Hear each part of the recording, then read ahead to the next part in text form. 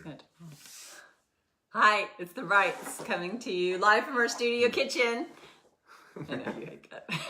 I thought it was funny at first, and then we just keep doing it over and That's over right, and over. because I'm gonna say it, and then one day I'm gonna say, "Come to you live from our studio," and it's gonna be for real. And we'll have audience and everything. I don't even care if we have an audience. I mean, it's just Is gonna there be. something floating in your tea?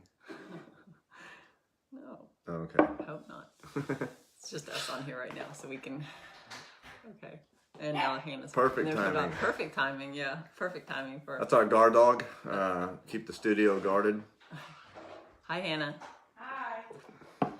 So we just started Facebook Live, and we're the only ones on here right now. So we are going to. Hey, Angela. Angie, how are you? Hey, Anna.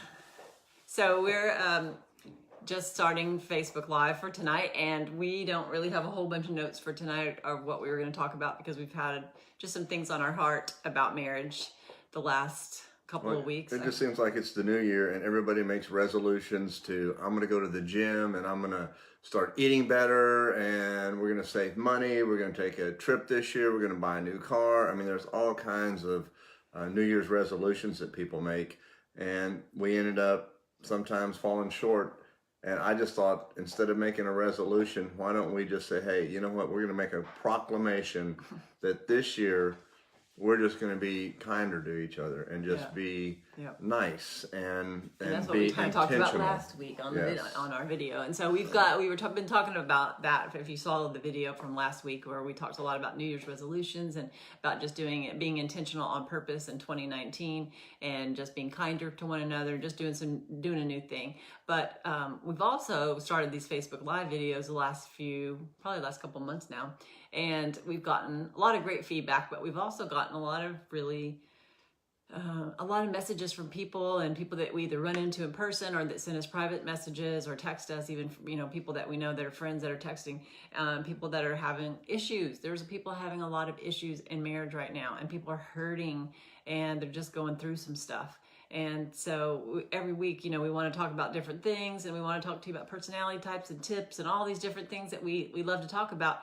But it's really been on our heart the last week or so of why aren't these couples getting past some stuff? Why are they still struggling so much? And even couples that are we have a marriage class that we teach every week, that people are coming to the marriage class and they're still having, people are still having issues. And some of them come for years, they come for years and they're still having problems. And so that's one of the things that we wanted to talk about is, how do people go from this? Richard does a lot of weddings, and he used to do a lot more than he does now, but he officiated a lot of weddings. There you go. Yeah. Officiate weddings, not being like, I've been married 25 times. But he's officiated a lot of weddings, and we get to experience, or we get to witness these couples that come through our pre-marriage class. Yes. And they come in, they're sharing a chair, they're so happy, and they go from, just being over the head over heels in love, planning this wedding, and it consumes their life, and they're so happy and everything is so great,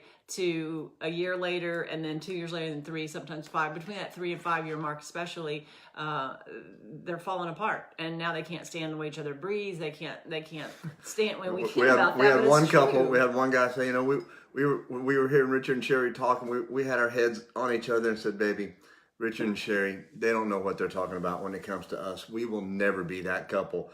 And they've been married now quite some time, but they said about year 7, the wife looked at him and just said, I cannot stand the way you chew. Yeah. Why do you chew like that? And he's like, so I can live. Or why do you breathe? Yeah, why do you chew? He said, I can't stand the way she chews. And I think we've said that before, and it's kind of, we laugh about it, and it's kind of funny, but there's so many couples that are going through some real stuff that literally can't stand the way the other is breathing, the way the other chews. They can barely tolerate this other person. You told me this past week that there was a time that I don't want to lay next to him. I don't want him to touch me. I do not want him to know that I'm here. Yeah, that was me, right? It wasn't one of the other husbands. No, it was you. But just where you get to where you are so in so much pain and strife, or you're past the arguing even, where you're just existing in the same house, and I just you get in bed as quietly as you can so the person can't hear you breathe. You don't want to move. You don't want to even turn. You let stuff hurt. Your arms are falling asleep, but just so you don't have to let the other person even know that you're breathing. That is not a fun way to be. No, it's not a fun way to be. And so we have seen so many couples lately that are really hurting and that are going through ready to get divorced. A lot of them have filed for divorce. Some of them are just living in the same house. They don't even file for divorce, but they just decided to they've just been living As roommates. Yeah, living as roommates. You know, basically they live in the same house. They're ship spicing in the night. Sometimes they're going through life and they're doing all the things that you do as a couple. I mean, it looks like on the outside like everything's fine because they have conversation. They talk about the kids. They talk about life. They do all the things they're scheduled. They even go to things together, but they're not getting vulnerable with each other. They don't get deep with one another. Which is they're missing out on true intimacy. And that's, the intimacy is where we grow. And it's not the intimacy of the act of being intimate with each other. It's the listening to each other and sharing from listening to each other's heart, and where feelings and emotions come in. And as for men, sometimes that's hard because we're not raised that way. And so for us to be emotional and vulnerable, it takes a lot of time for us to get there, and a lot of talking, and a lot of conversation, and a lot of mishaps, it seems like, you know. So well, I think we have a lot of couples that come to our class week after month after year, and they still are stuck in the same place, or they're still going through all these things. I mean, we're always going to go through some stuff, but they're never getting past going through it. And you wonder after a while, because we did it. We even taught marriage classes, and we were going every week to it, but we were never actually doing the work. And that's what happens when we sit down with these couples, is that we say, you know, are you willing? Because they'll tell you that we love each other. We don't want to be divorced. We don't want to be apart from one another, but we can't stand living with each other, or we're just existing while we're living together. Maybe they don't even dislike each other. They just don't have anything in common anymore, and they feel like they've fallen out of love. And so we asked them, and we've heard this before, and then Clayton and Ashley wrote a book about it, and one of the things they talked about was asking a couple, are you willing to do whatever it takes? And that's probably the most important. Are you willing to do the work? Are you willing to do whatever it takes to make your marriage work? And, you know, what does that look like? And so we also met with some of our teachers on Friday night, and we were talking about these couples. We've been teaching a marriage class, the same class, for 9 years. And we were talking about how some of these people are just coming year after year, and a lot of them are growing and doing great things, and they've moved on, and they're have ministries, they're doing all this great stuff, and they have solid marriages, but some of them are still stuck in this rut. And why is that? Why is it that some people get past it and some people just can't seem to get past it? And we've come to the conclusion is that some people are willing to do the work, and some people just come and they get the information, and then they, you know, knowledge is power, and knowledge is well, if you take the knowledge and you use it, it becomes wisdom. If you take the knowledge and just go home with it, it's just information. There was times that we just took the knowledge, went home with it, and it was just information. We even have met with couples, and even us, there was time, it feels like the ship is sinking, the boat is filling with water, and one person is working tirelessly with a 5-gallon bucket, just bailing, just 24/7, 7 days a week, all day long, just bailing. And the other person has a cup that they're bailing with. Or the other person actually has the hose coming into the water, into the boat. I like the analogy this morning. I said, you know, it felt like whenever we were going through our stuff, I was fast as I can taking this cup and stuff and trying to get the water out of the boat, because I felt like it was starting to fill up. But I didn't know Richard was on the other side with the hose, just filling up as fast as he could. And I never could figure out how we couldn't. It seemed like we were drowning all the time. Like things were just, the boat was going under it, but we couldn't figure out why. It's kind of like that analogy you hear when someone's trying to move a piece of furniture in, a husband and wife, and one's pushing, one's pulling, but they're not telling. That just feels so right. Right, and you're like, but I've been pushing and pushing, but I've been pulling and pulling, and you realize, well, we're not even on the same page trying to get to the same thing. So it's whether are you willing to do whatever it takes, and doing the work to be able to have a marriage and to get past these seasons. And if somebody had told us when we were going through all the stuff we went through that life is going to be full of if somebody would have told us before we went through all this stuff, that hey, you're going to go through some times that it's not going to be nice. It's not going to be joyful and peaches and cream and the land of milk and honey. You're going to be in the wilderness for a while. You know? And that some of these times are just seasons. Some of them are seasons that happen, whether it's just the kid season or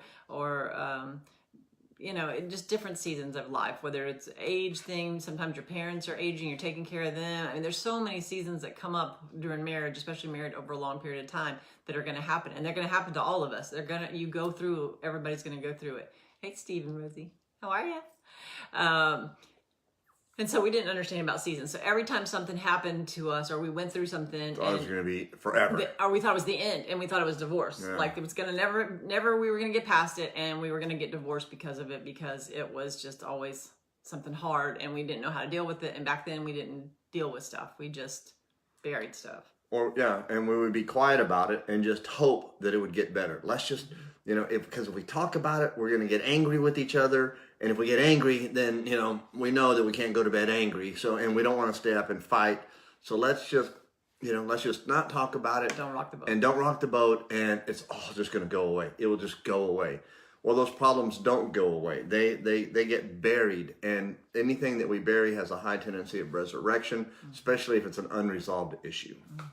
And so we don't want to rock the boat. We don't want to shake things up because like with us, we were going through life. Like it looked great on the outside. We were doing all the stuff with the kids. We were showing up at all the games. We were going to church. We were doing all the things on the outside that looked okay. So if we got into a subject that we didn't really want to talk about because we knew it was going to start a fight, because we didn't know how to get past it, we didn't want to talk about it. So we just kept it like a like a moot point. I don't even know if that even makes sense for what I just said, but we didn't want to shake things up. We wanted it to be better. We didn't want it to get worse, but we didn't want to argue. So we just kept saying the same way instead of just getting through it. Because eventually you're going to argue about it anyway. Even if you try to keep this thing going for so long and you white knuckle it, eventually you're going to have an explosion. And so instead of getting to the point of having an explosion, is why don't we just start talking about those things and getting through them, because more things are going to come up. And then we were even if Sherry would stop just nagging me all the time, then I would get better. And if Richard would just stop doing this all the time, and we start doing the if they would only. But the true change and the true growth started happening when Sherry would come and start talking to me and respecting my thoughts and showing honor to me when I did not deserve it. I knew that, why is she being so kind? She should be yelling at me and screaming at me for what I did, but she was kind and was wanting to get through the issue. Well, that started to build a little trust with me, because I was expecting to have a hailstorm, but instead I got love and I got grace and mercy and forgiveness. And because of that, my dark black heart got a little soft. And when I got a little soft, I could see that my wife was truly holding down the fort. She was trying to appease the children, appease me, appease all the exes, take care of the house, take care of the bills. She had all these balls in the air.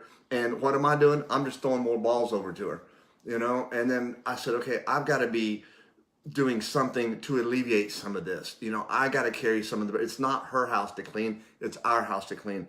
And I had to get to be an active participant in this marriage. And that was several years into it. So the first few years were us Brutal. trying to, brutal, was me trying to be, me being angry all the time, me yelling at him. I mean, some of y'all have heard our story, but me being, going at it all the wrong way because I didn't know, and I just wanted to shake him up. I just wanted him to stop. I wanted him to stop doing the things that he shouldn't be and be a husband.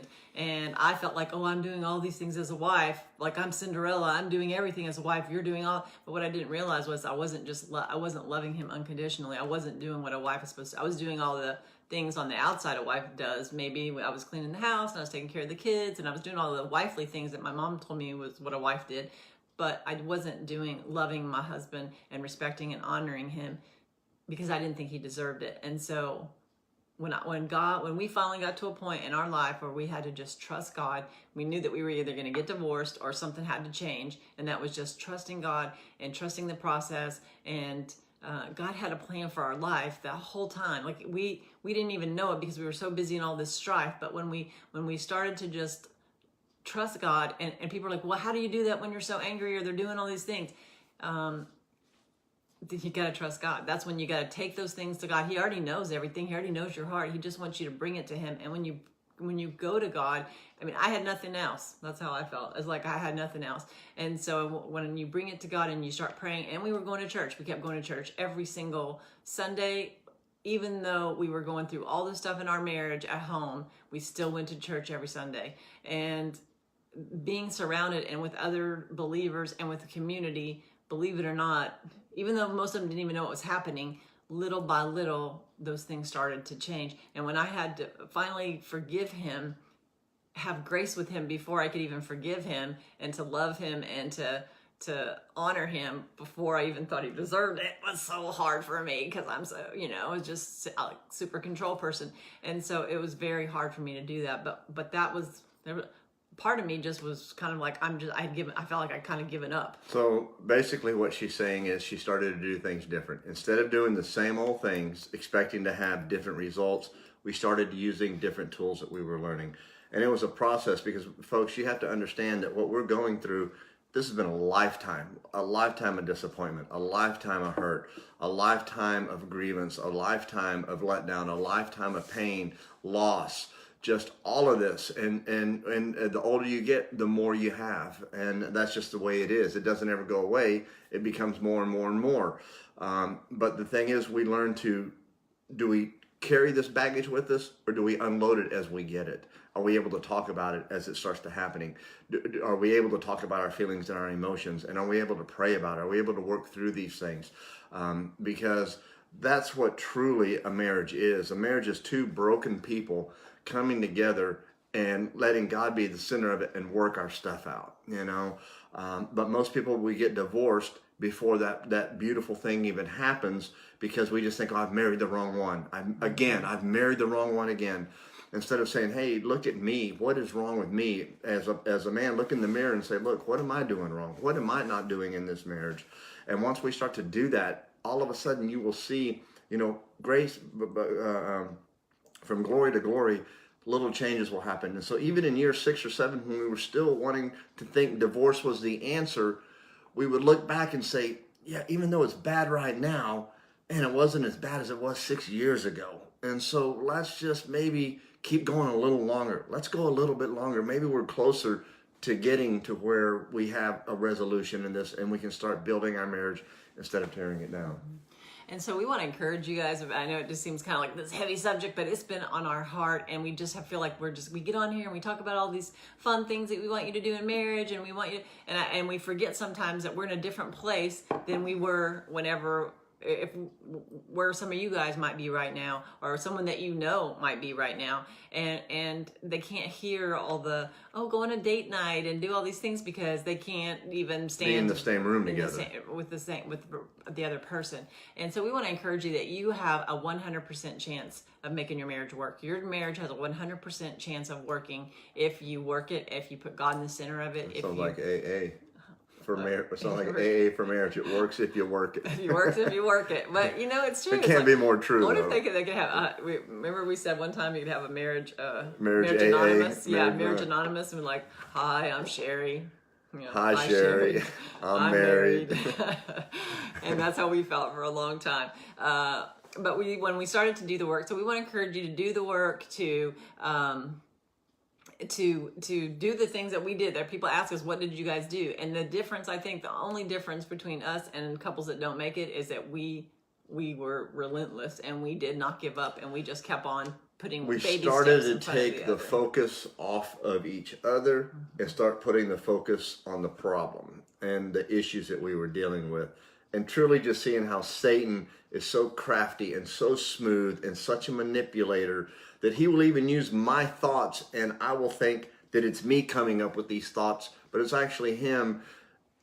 Satan is just so crafty, and he's very aware that anytime there's strife in a marriage, it's not your spouse coming at you. We live in a world that it's a spirit world, and it's truly, some people have a hard time believing this, but we're just a spirit just in this body right now. One day this body will die and go back to dust, where it came from, but our spirit will live on forever, either in hell or in heaven, I think whenever, I'm glad you brought that up, because whenever we were going through our stuff and people asked me, well, how did you do it? How did you, I mean, there was a lot of times I was ready to leave. There's a lot of times I did leave. There's times, I mean, I didn't leave I never moved out, but there were times that I would leave for a weekend or pack up all my stuff or make all these ultimatums to Richard. What were you just saying? Because it reminded me about the Spirit. So when I realized that we weren't fighting against each other. We were about flesh. It felt like it was all flesh. And so we were just constantly trying to work this thing out in our flesh, when we realized that it was spiritual, and it was spiritual warfare that we needed to be fighting against each other, that it wasn't Richard that I was fighting against. All the things that he was going through, I just couldn't understand why he couldn't change as a person. But when we started to really look at it for what it was, and when I would take my petitions to God, we would pray together, but when I would pray by myself and pray about my husband and about the things that had the strongholds on him, and things that, when we did that and we got out of that strife that was just, right, person because, the word says that flesh will beget flesh. In other words, if I come at her angry and riled up, or vice versa, that's what she's going to get back. If that's how we're dealing. One of us needs to be Spirit-led. In that moment when somebody's coming at us sideways, or the world or your boss or somebody's coming at us sideways, we have two choices. We can either get on their level and let's get fleshy and let's just come at like this, flesh it out, and flesh it out. Yeah, or man, let me spirit this out. I know that this is, somebody's attacking me, but I'm just going to step back. I'm going to be cool. I'm not going to say anything right now. I want to let the waters calm. I'm going to address it later. And when we started doing that, that's where the little things started to happen. That's where, everybody wants something big to happen in their marriage. But once we started doing little bitty things, small stuff, just baby steps, it made huge differences. And once we started to see progress, it's hard to let go of progress. It's hard to let go when God starts doing things in your life.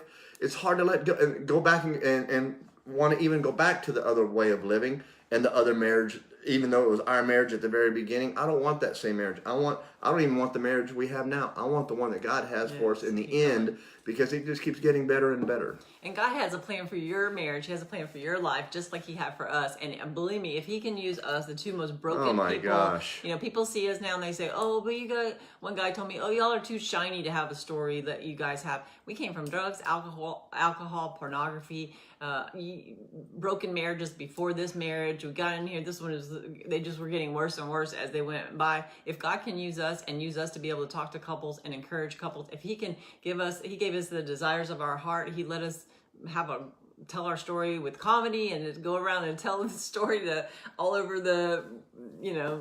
all over the United States. And now we've even got to go on some cruises. I mean, it's just crazy. And we're not telling you that because we want to tell you how great we are. We want to tell you how great God is, because God has a plan for your life just like He had for our life. But you got to get through all this strife and all these, deal with the stuff. It's time to dig deep. We talked about it last week in 2019. We're going to be intentional on purpose. Time to dig deep. Time to do the uncomfortable stuff, to shake stuff up a little bit, and to work through some of the things. And the way that happens is this: if my wife loses it, if she just completely loses it, then we come the next day or later on, not at the time where we're angry, and say, you know what, yesterday I really messed up, but that anger that came out, why did you what was it about what I did that made you get so angry? What happened?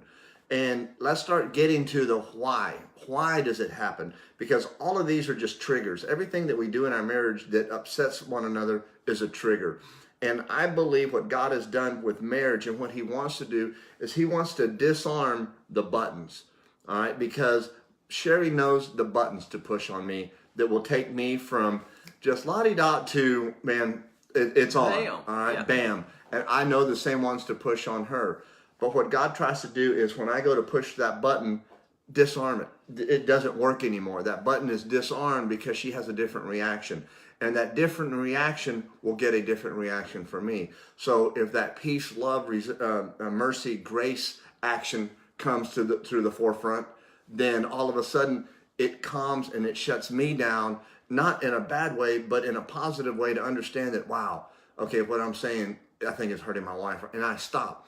And these are the little things that we did throughout the process, because everybody wants to know, how do we get from there to here? And I think a lot of it was validating each other's feeling about how we felt about certain things, instead of trying to always explain, the details of something, or making the other person hear how we saw it, because he's got a different memory of somehow something happened. I had a different memory, and we're so busy trying to make the other person feel this memory, feel this, and listen to it, instead of just saying, this is how it made me feel. That must have really hurt, And then when we really started to get deep and talk with it, we would get up in the morning. Things changed once our house flooded. Now we do it a little different. But for a couple of years, we were getting up in the morning. We were we would go in the living room, we'd get up early, and we were reading devotional. We'd read a little bit of the word. We would talk to each other. And it went from just kind of this uptight, like trying to be Bible-y and trying to read though, because we thought, well, we need to get in the Word and we need to have God in our life. But what does that look like? And so, but we were at least trying. But when we started to take our guard down, and we started to talk about some of these issues, when we started to talk about pornography, was the hardest thing for us to talk about, because there was so much hurt. And when Richard and I were first together, we were partying, we were having a good time. I was the cool girlfriend, the one that bought all the porn DVDs, and I thought that that's how I could keep my man if we just did. But what happened was, it just made he just went deeper and deeper into it. And he already had a history of it. It wasn't helping our relationship. It was making it worse. It was destroying it. And then, so that just made him, because the flesh is never satisfied. The Bible said the flesh is never satisfied. So I would think this will keep my man. But all it did was make him want more and more and more, even when I wasn't there. So then we started going to church. I wanted things to kind of change. I wanted to do things a little more pure. It was hard. And so then he was dealing with this, and I did not know how to talk to him about it, because I was so hurt. There was so much hurt, and then he had a lot of hurt. But when we were able to, but this is years of talking about pornography addiction, and yelling and trying to catch and not knowing how to deal with this. But we kept on and kept on and kept on. But my trust level, I didn't want to talk about it, because every time we talked about it, she would get just extremely angry, and we'd start fighting again, because that anger, flesh begets flesh. So she would just come at me. But I'll never forget, we were sitting on the couch, and she just came up one time and said, "How are you doing in that season of pornography? I know you said you were trying to quit." And I had kind of stopped for a little bit, and it was like maybe once a month instead of every day. And I just told her, I said, "You know what? I'm doing really good. I really haven't watched pornography in probably a month and a half." And she came and sat down next to me, and we just started talking. And I had never seen that side of her talking about pornography. And I remember her saying, she goes, "I know that you're the victim, but I feel like a victim too, and I know that in this, we're both victims." And it was just a heart to heart. And from that point on, I was done with it. But man, it was just that being able to talk to her and her not be angry and understand, even if she didn't understand what my feelings were about it, she was trying to understand and meet me on that same emotional level that I was at. Because we had gone through all the anger part. We'd gone through the trying to white knuckle everything, and me trying to keep it, I don't even, there's so much. It was like being a private investigating firm, trying to keep everything so he didn't have a slip up. And then we finally got years into it. We finally were able to talk about it some, and then it was still awkward, even though he was like, "Well, I'm really doing better." But then we didn't talk about it for like a couple years. Like, kind of, I knew every now and then. And then, like I said, probably 3 or 4 years ago, then I was able to just really bring it up again and talk to him. And it's just, I don't know, it's so much different whenever you're able to just get vulnerable with each other and really talk about it. And it wasn't an awkward thing anymore. And he didn't have, now we can, once we passed that, we were able to talk pretty much about everything. And that was a big thing that we had to get past, but to be able to talk about that. And once pornography might not be the issue. It could be savings. It could be, he goes out with his buddies, every night or every Friday night and drinks too much, or doing drugs. I mean, everybody's dealing with different things. But we just, like I said, we want to encourage you guys that if God can do it for us, that he can do it for you. And that we know that we just want to bring you hope, that we know that you can get through this, that you can get through whatever it is. People say, "Well, how did y'all do it?" it was baby steps, but it was doing the work. It was doing whatever it took to get to that point. It was having grace with each other, finding scriptures. We had scriptures. It used to be not a house full of us. We haven't put them all back up, but before you could open up every cabinet and there would be a scripture somewhere or something. One scripture that helps me so much, and I think about it every day. Every day is one will put to flight 1,000, but two will put to flight 10,000. So even if we're in disagreement, as long as we're together and we're having conversation about it, but we're not against each other, we're 10 times stronger. Even if I've got enough to do, put a flight to 1,000. She's got enough that she can put a flight 1,000. But together, when we're doing stuff together and overcoming together and attacking together, we're 10 times stronger. 10 times stronger. And if you're going through some stuff right now, I mean, just know that we know now, looking back, that we didn't go through those. God was not punishing us. We weren't going through those things because God was trying to be mean to us, we were going through it because God knew He could handle it, and He knew that one day we would be able to talk to this stuff to other people, and that this wasn't even for us. This was for y'all. It's for us to go through it, to be able to be comfortable enough to talk to other people, so other marriages can be encouraged too. That was one of the things I was going to say, and the other one was it was funny that you were saying that, because I was going to say, if y'all are going through something, man, congratulations, because man, good stuff is about to start happening for you. Yeah. And if we could go back and look at all the bad stuff that we went through to get to this right now, if we would have given up, that's what I was just going to say. God, if we'd have given up and just said, you know what, divorce is the only answer, the true blessing and all of the goodness and the joy and the restoration and everything that the life that we're living right now, we'd have never seen it. We would have never seen it. And it's not just us. Today we were talking to one of the other couples who came to one of our marriage things. I mean, probably 9 years ago, and they a couple times have come to our house when they were thinking that they just couldn't get past some stuff, and they wanted to end it. And I look at them now, and today, just people saying thank you. People, we have a lot of people, like I said at the beginning, that are going through some stuff that are hurting. But some of the other couples that were where these couples are several years ago, that we either coached through stuff, or they came to a marriage class, or they started doing some of the stuff that we talked about,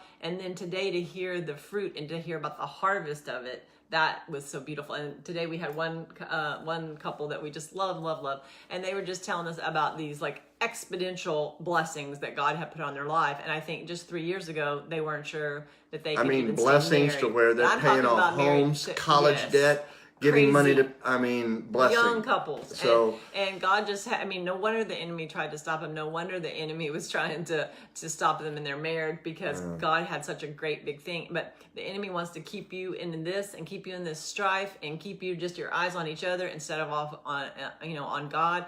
And if you can get Misty, right, stand firm is when you got to stand firm, when you need to, whatever that looks like, get scripture. Who you hanging around?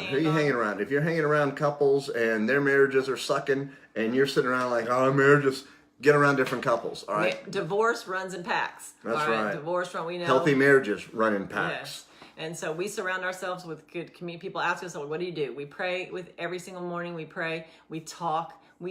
This morning even, we woke up and it's Sunday, and it was, we we went to the early service, but we still woke up an hour early, prayed, and talked for probably 45 minutes, just about different things. A lot of it was talking about this video and about the couples that were still on time to church. We were still late.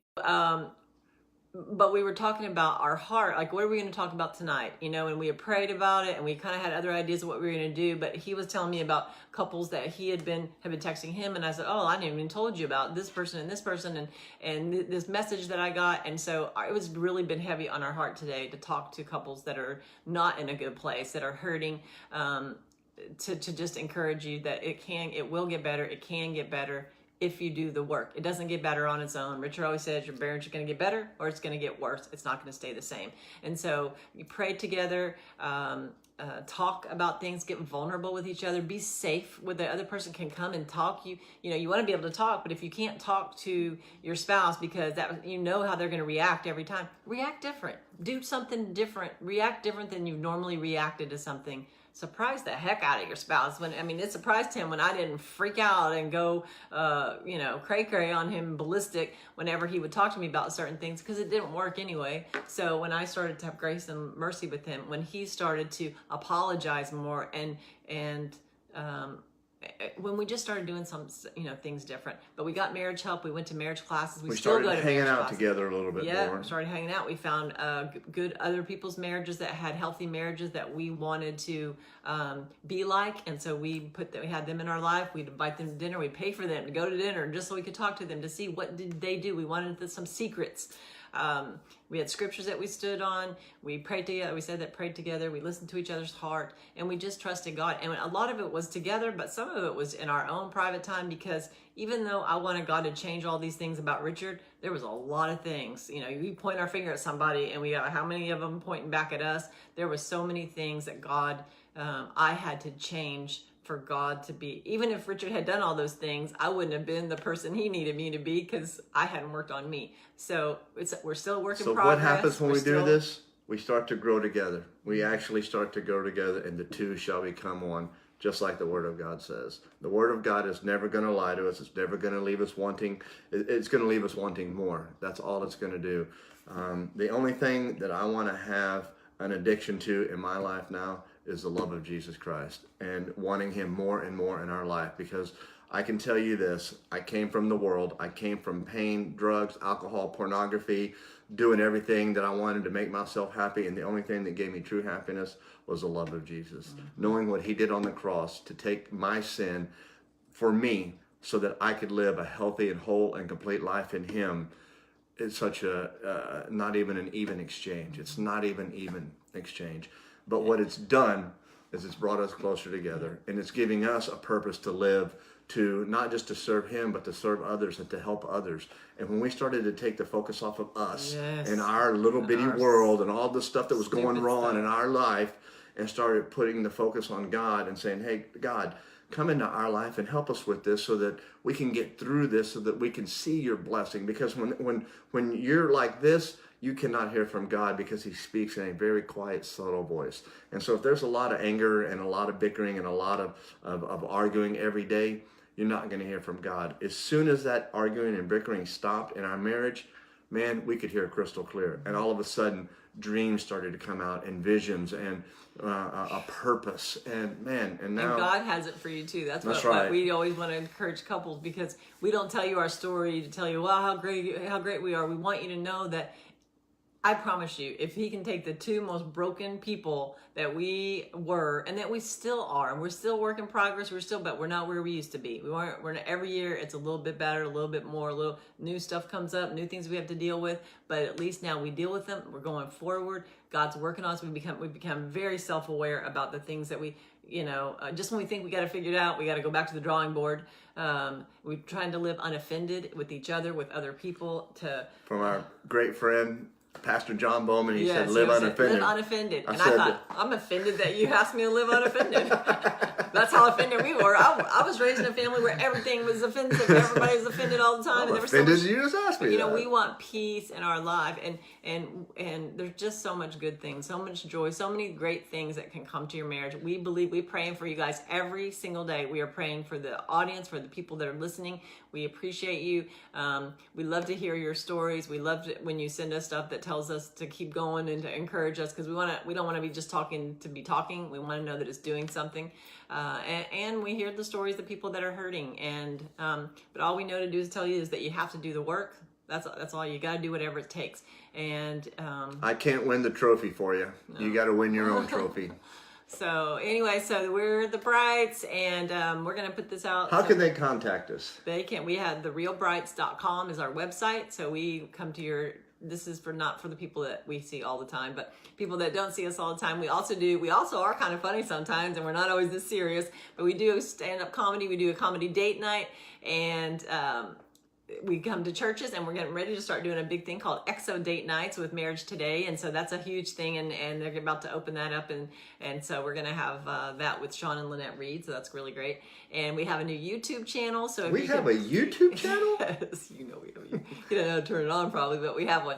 Last week we got 35 new subscribers, so that's huge for us. So we just ask that you will subscribe to our YouTube channel, The Real Brights, and like us on Facebook, The Brights, and The Real Brights on Instagram. Follow us on Instagram. So, and thank you, Misty. She says, thank you for your faithfulness. Thank you guys for your faithfulness, for listening. there's a lot of people watching our videos, a lot of people, you know, getting Don't give up. encouraged. And Don't give up. because if Continue we to give fight. up, yes. Not each other. Not each other. All right. So we love y'all. Follow peace and peace. Always follow peace. Peace out. Peace out. Deuce.